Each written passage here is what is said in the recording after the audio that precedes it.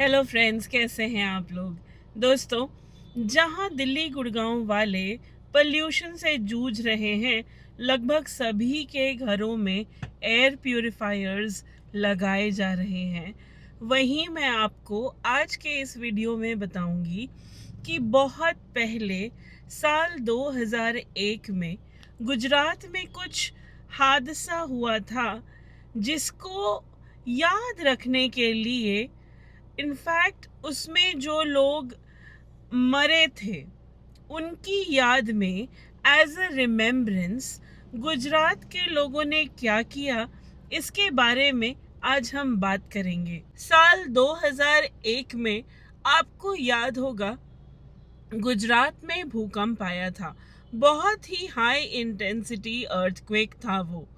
यहाँ इस भूकंप में सबसे ज़्यादा जो अफेक्ट हुआ वो था कच्छ। अब ये जो अर्थक्वेक की इंटेंसिटी थी, इसकी वजह से मिनटों में पूरा शहर कबाड़ बन गया और हजारों लोगों की जानें चली गई। अब इस हादसे के कई सालों बाद भी लोगों के मन में एक सवाल था। ये जो था, इसे हम यूं ही भूल नहीं सकते। ये जो हादसा हुआ, उसने हमसे कई सारे अपनों को छीन लिया। उन्हें हम याद रख सके, इसके लिए कुछ तो करना होगा। तो लोगों ने स्मृति वन के रूप में इसका जवाब खोजा। भुजियो डूंगर नाम के एक छोटी सी पहाड़ी पर बहुत सारे पेड़ लगाए गए। ये जो पेड़ लगाए गए, ये उन लोगों की याद में थे जिन्होंने उस भूकंप में अपनी जानें गंवा दी। 470 एकड़ में फैला हुआ स्मृति वन, लगभग 5 लाख पेड़ लगाए गए वहां, और इसी वजह से स्मृति वन वर्ल्ड का लार्जेस्ट मियावाकी स्टाइल प्लांटेशन बना। अब आखिर मियावाकी स्टाइल प्लांटेशन क्या होता है?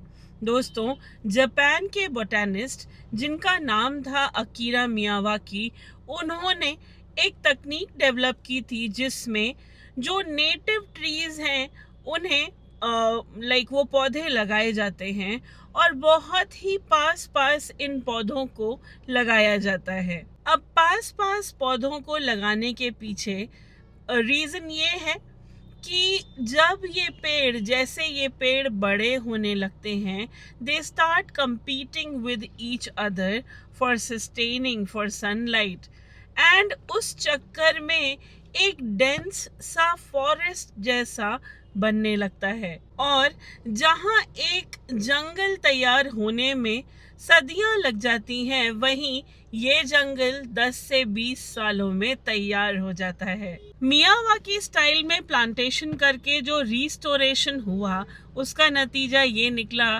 कि कई सारी चिड़िया अपना घर बनाने लगी इस जंगल में।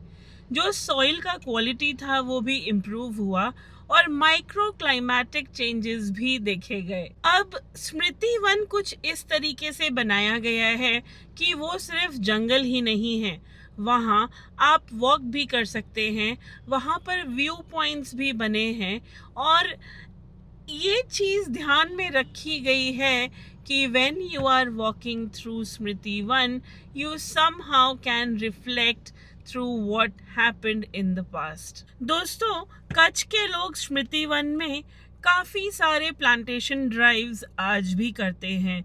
वहाँ छोटे मोटे पब्लिक गैदरिंग्स भी होती हैं, योगा सेशंस होते हैं। स्मृति वन जो है, कई सारी मेमोरीज लिए हुए है अपने साथ। जो रेसिडेंट्स हैं वहाँ के, डेफिनेटली उन्हें एक ग्रीनरी से भरी जगह मिली। जो विजिटर्स आते हैं, उन्हें वहाँ कई चीज़ें सीखने को मिलती हैं। इन अ वे स्मृति वन को फॉरेस्ट ऑफ मेमोरीज भी कहा जाता है। दोस्तों, मैं आपको बता दूं कि कच्छ जो है बहुत ही गर्म और एक एरिड रीजन है।